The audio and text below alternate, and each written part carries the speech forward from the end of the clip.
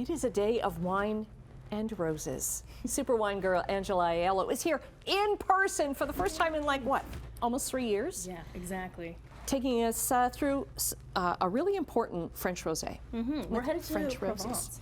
And Love yes, this. of course, with aromas of pink petals and flowers. I mean, look at this wine. It's gorgeous, right? Today we have in front of us Cotes de Provence, Minuty, Chateau Minuty. 85 years they've been making wine as a family estate. What I love about it is the bottle shape and Chateau Minuty. And I mean, I poured us a nice glass here, and you can tell from this gorgeous pale salmon color. I mean, we're talking about color in rosé, and rosé can come in many different types of color, but the iconic Provence rosé is this color. So we have a little extraction from the grapes. The grapes for this wine are Grenache, which is sort of indigenous to the south of France. So it's a red. It's a red grape, yes. And we made a rosé wine with it.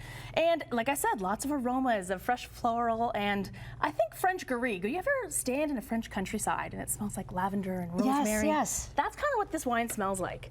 So, We have take a very little smell. large glasses. Yes, here. for television.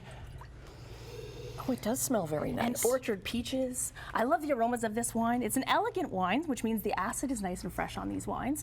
The aroma is beautiful, and they're wonderful for pairing, too, which is really quite great. And because I think of rosé often as a sipping wine.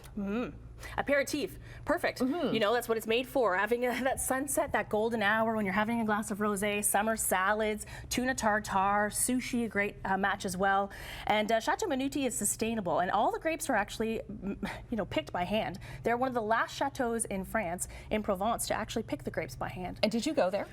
I've been to Provence. It's one of the most beautiful places in the It world. is. It is very beautiful. Right down there, Saint-Tropez is kind of the iconic center where everybody goes, the Hollywood stars go. You see everybody down there enjoying their yachts and the glamorous kind of sights of Provence. And this is where rosé really kind of came to be. And this bottle shape is also very iconic for Provence. You see a lot of these very clear bottles. You can see the color, and then also different shapes and sizes as well. Okay. Now, does a different color, does it matter to the taste or Great almost question. like the texture or smell of the rosé? Absolutely. In Italy, it's called rosato. In Spain, it's called rosato with a T. And in France, it's called rosé. So different words, but the color of the wine has no indication on the sweetness levels. And in fact, a very large percentage of rosé wines, including the wines from Cotes de Provence, from Chateau Minuty included, are very dry. Right, they're And not so, sweet. not Because sweet at all. you see that and you think, oh, it's going to be too sweet for me. Yeah, and that's exactly. why rosé kind of had a bad rap for so many years, right? But it's really coming back. Definitely, it's coming back with a stronghold. In fact, Provence is well known as sort of that premium, ultra premium place where you can go for rosé wines that are great with food. They cost a little bit more. This wine is $27.95, but it's the top tier, Hollywood rosé that everybody's drinking, and you spend a little bit more for those dinner time wines. Right, and people are spending a little bit more on themselves right now, right? Absolutely. Right? I mean, it's August. It's the perfect time for a rosé. It really is. Whether you're eating light, whether you're entertaining guests, whether you're out on the barbecue, even like tuna tartare on the barbecue or a pork tenderloin, these wines kind of go really well with them. And I have a little trick when it comes to food and wine pairing. Okay. It's about pairing the color of the wine with the color of the food.